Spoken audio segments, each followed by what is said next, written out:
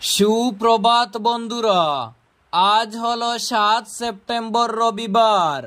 আজকের সকালের অসম তথা সমগ্র বরাক উপত্যকার বিশেষ বিশেষ খবরগুলি হলো: করিমগঞ্জ নাম পরিবর্তন ইস্যুতে উত্তেজনা, বদরপুরে আটক ছাত্রছাত্রীদের নিয়ে যুব কংগ্রেস সভাপতির অভিযোগ। করিমগঞ্জ জেলার নাম পরিবর্তনকে কেন্দ্র করে গতকাল জেলা জুড়ে উত্তপ্ত পরিস্থিতির সৃষ্টি হয়। বদরপুর এনসি কলেজের ছাত্রছাত্রীরা এদিন প্রতিবাদ কর্মসূচি পালন করে। তাদের আন্দোলনের পর পুলিশ বেশ কয়েকজন আটক করে। ঘটনার খবর পেয়ে বদরপুরে পৌঁছান আসাম প্রদেশ যুব কংগ্রেস সভাপতি জুবাইর এনাম।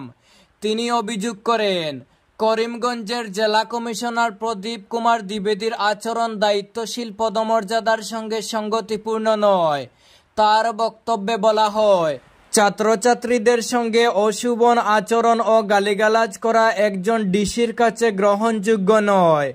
এমনকি তিনি সরাসরি ছাত্রদের সঙ্গে হাতাহাতিতে জড়ান বলে অভিযোগ তুলেন।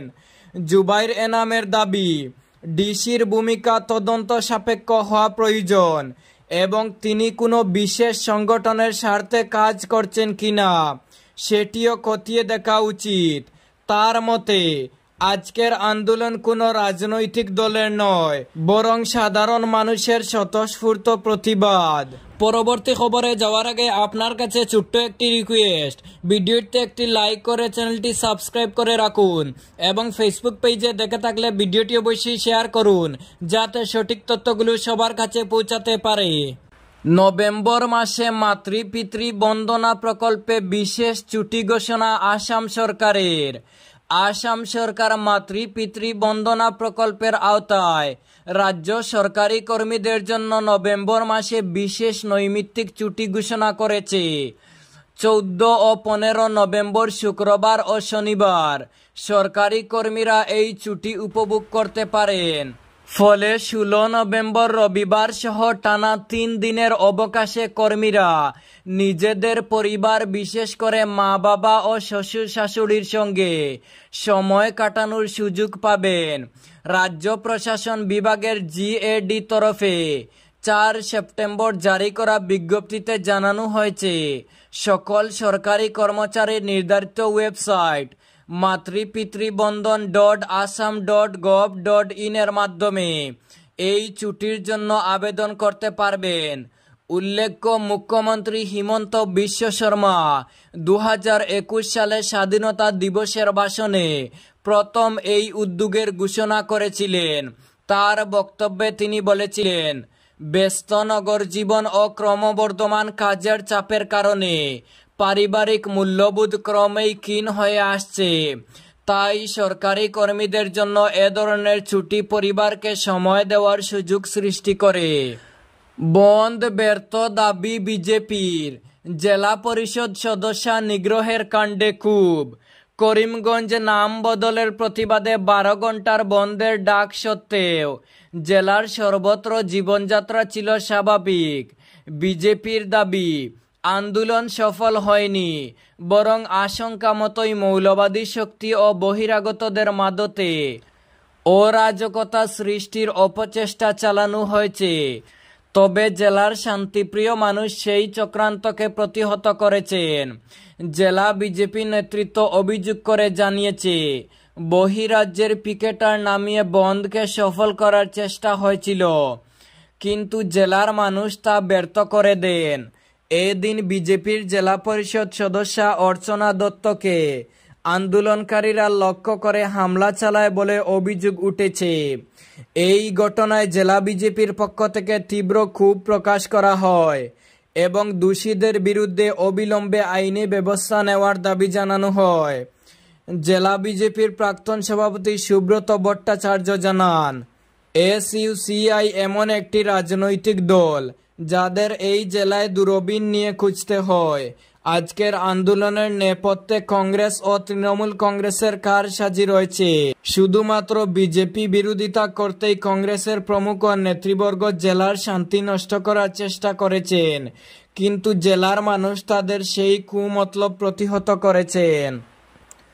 মুখ্যমন্ত্রীর শুভেচ্ছা বার্তা নিয়ে বাড়ি বাড়ি বিজেপির কর্মকর্তারা কচুদরম জিপি সভাপতি অপ্পু কুমার দাস, মণ্ডল প্রভারী ভজন সেন ও দলীয় কর্মীদের নিয়ে শনিবার দুপুরে জিপি এলাকার 123 নং বুথে অরুণোদয় হিতাধিকারীদের বাড়ি বাড়ি গিয়ে মুখ্যমন্ত্রী হিমন্ত বিশ্ব শর্মার শুভেচ্ছা বার্তা ও মহিলাদের সুলভ ইন্ধন যোজনার ফর্ম পূরণ করে দিয়েছেন। মহিলা হিতাধিকারীদের নিয়ে একটি সভা অনুষ্ঠিত হয়।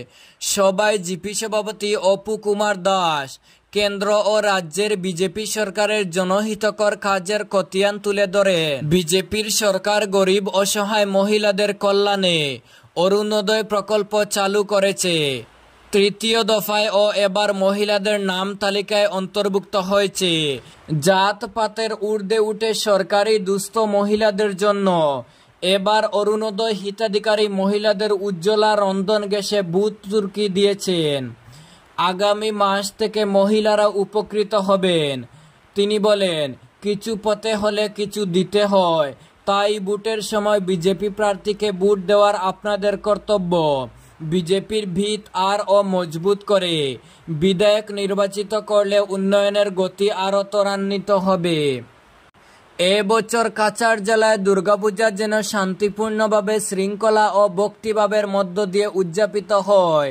কোথাও কোনো রকম বিশৃঙ্খলা বা জননিরাপত্তার অবনতি যেন না ঘটে, এই বার্তা দিলেন কাছাড়ের জেলা কমিশনার মৃদুল যাদব। শনিবার জেলা প্রশাসনিক ভবনের নবনির্মিত সম্মেলন কক্ষে দুর্গোৎসবের প্রস্তুতি নিয়ে পূজা কমিটিগুলির সঙ্গে এক বিশেষ বৈঠকে তিনি এই আহ্বান জানান। বৈঠকে জেলা কমিশনার জানান, রাস্তাঘাট বা জনপরিকাঠামো ক্ষতিগ্রস্ত করে কোনো পূজা প্যান্ডেল নির্মাণ করা যাবে না। প্রত্যেকটি পূজা কমিটিকে যথাযথ বিভাগীয় অনুমতি সংগ্রহ করতে হবে। মহিলা, শিশু ও প্রবীণদের জন্য আলাদা প্রবেশ ও প্রস্থান পথ নির্ধারণ, প্রাথমিক চিকিৎসা ব্যবস্থা ও অগ্নি নিরাপত্তা বিধি মানা বাধ্যতামূলক। বিসর্জনের দিন ড্রাই ডে ঘোষণার কথাও জানান তিনি।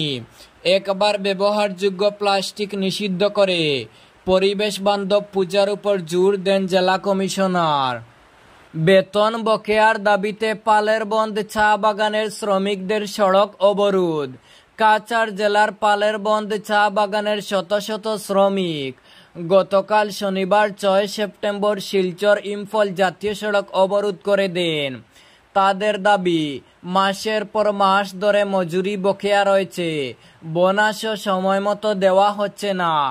এ কারণে শ্রমিকরা পরিবার সহ তীব্র অর্থকষ্টে ভুগছেন।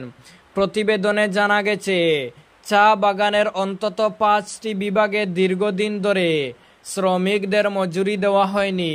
শুধু তাই নয়, তাদের নির্ধারিত রেশনও বন্ধ রাখা হয়েছে। ফলে শ্রমিকদের সংসার চালানোই কঠিন হয়ে দাঁড়িয়েছে। একজন শ্রমিক অভিযোগ করে বলেন, আমাদের ন্যায্য প্রাপ্য দেওয়া হচ্ছে না। আমরা আদিবাসী মানুষ, এই বাগানই আমাদের একমাত্র জীবিকার উৎস। সামনে দুর্গাপূজা, সন্তানদের জন্য পোশাক কিনব কিভাবে? এর আগে 3-4 বার ধর্মঘট করেছি, কিন্তু কোনো সুরাহা হয়নি। তাই আজ রাস্তায় নেমেছি, প্রয়োজনে আবারও নামব। প্রায় 4 ঘন্টা ধরে চলা এই অবরোধে জাতীয় সড়কে লম্বা যানজটের সৃষ্টি হয়। পুলিশ ও প্রশাসনের কর্মকর্তারা ঘটনাস্থলে পৌঁছে পরিস্থিতি শান্ত করার চেষ্টা চালান, কিন্তু সন্ধ্যা পর্যন্ত অবরোধ অব্যাহত থাকে।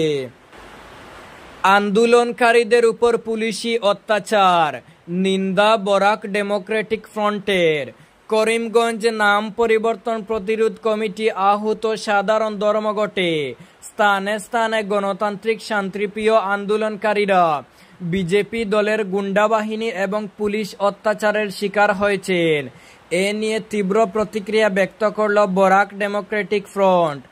এক প্রেস বার্তায় বিডিএফ আহ্বায়ক ঋষিকেশ দে বলেন, এই বন্ধের প্রভাব থেকে একটা স্পষ্ট যে একাংশ জনগণ এই নাম পরিবর্তনকে মেনে নেননি।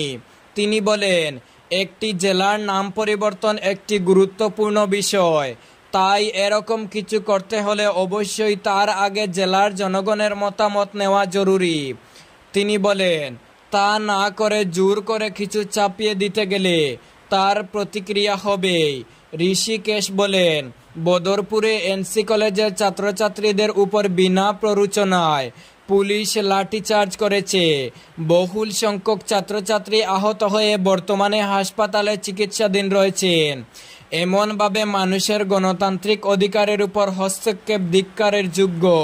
এই ছিল আজকের সকালের বিশেষ বিশেষ খবরগুলি। ভিডিওটি অবশ্যই লাইক এবং শেয়ার করে দেবেন।